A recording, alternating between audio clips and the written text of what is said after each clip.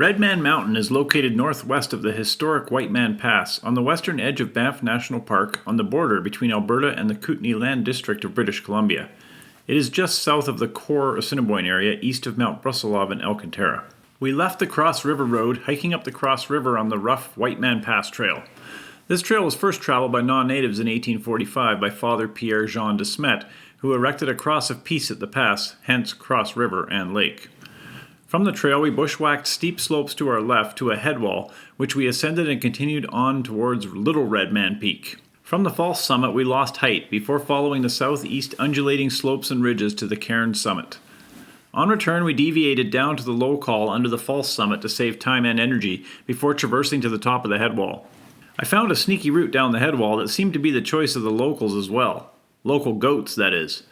We bushwhacked back down to the White Man Pass Trail from the headwall before following it back down the Cross River. There were a few deviations on descent. There were remnants of an older trail winding their way through the newer one that was last cut by the Skyline hikers back in 2016.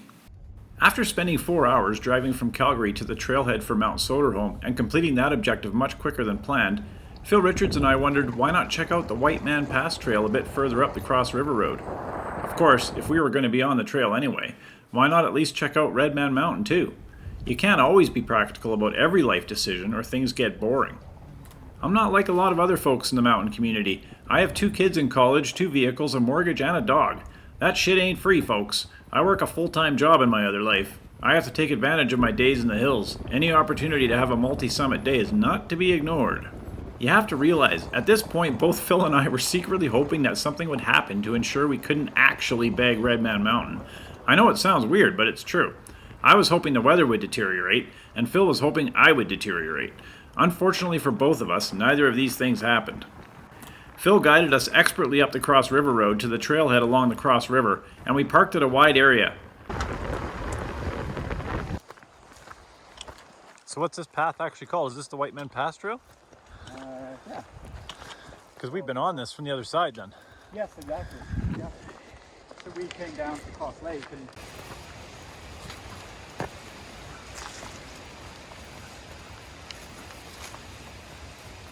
As we approached the lively Cross River, we entered deeper forest and the trail deteriorated. Although it never got really bad, there were dozens of trees falling across the track. The grumbling from the front of our group got a bit louder as the river upped the decibels a few notches and the trees continued to prostrate themselves across our trail.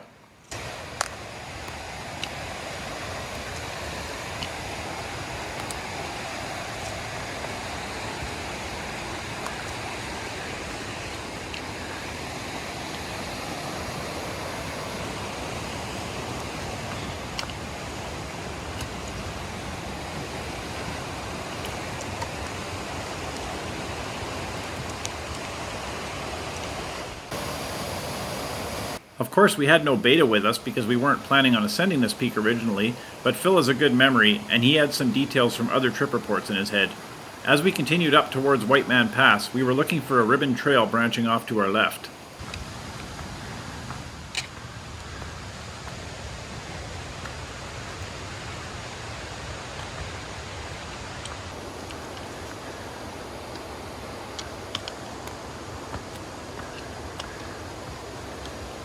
We arrived at an alpine meadow just below the pass without finding a trail or any ribbons. More grumbling, this time from both the front and the back of the group, as we started bushwhacking to the base of an obvious headwall high above. When we hit snow patches, the grumbling went from a low hum to a louder buzz. When we saw the headwall above, with no easy route through it and no hint of a trail, the grumbling turned towards outright mutiny. We found our break, but we should have had brain buckets on for it. From the top of the headwall, our route up along the southeast ridge looked endless, with lots of snow and dark clouds hovering above and pouring in from the west. we know on the face of it yet.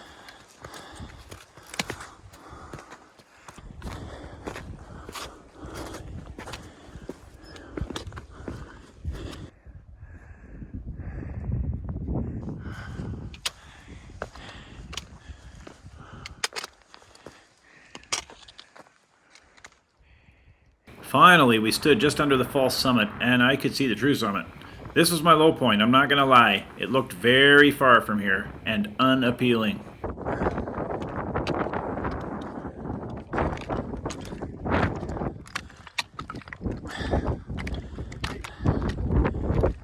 Our summit views were certainly much different than hours earlier on the nearby Mount Soderholm, but they were still pretty spectacular.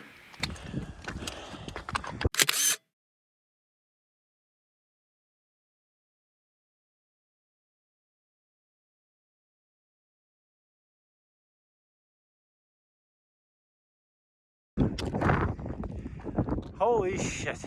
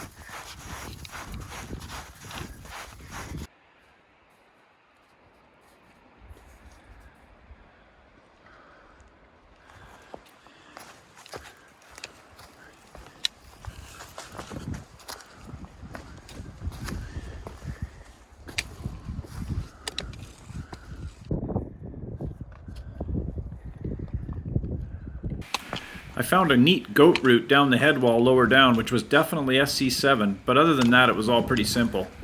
We bushwhacked down from the headwall to the White Man Pass trail, which we followed out to the truck.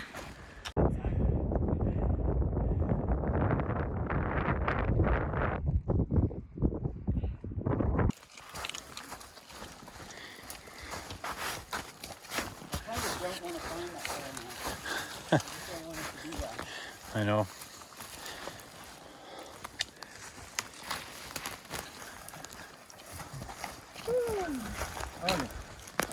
Now, I can hear the creek. I kind of want to go over to it. Get some water. I don't know, man.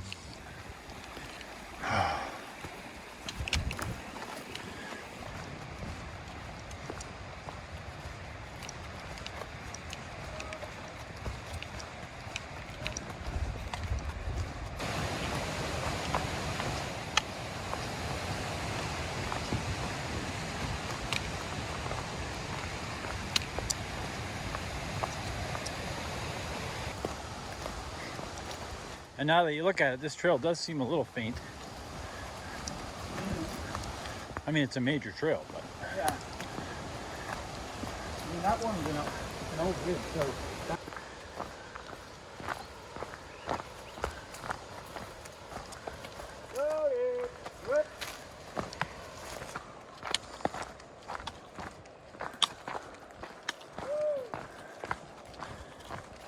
Yes. Red Man Mountain was an interesting trip for me. On the one hand, it felt a bit rushed, and that's not the way I prefer to climb mountains. But on the other hand, it was that sort of afternoon. We managed to ascend both Soderholm and Red Man in 12 hours, including the driving time between them. And that's not something you do every day. Sometimes you have to test your limits, and that is never going to be comfortable. We learned something about our ability to push ourselves in this particular adventure, and learning things about yourself is never a bad thing in my humble opinion.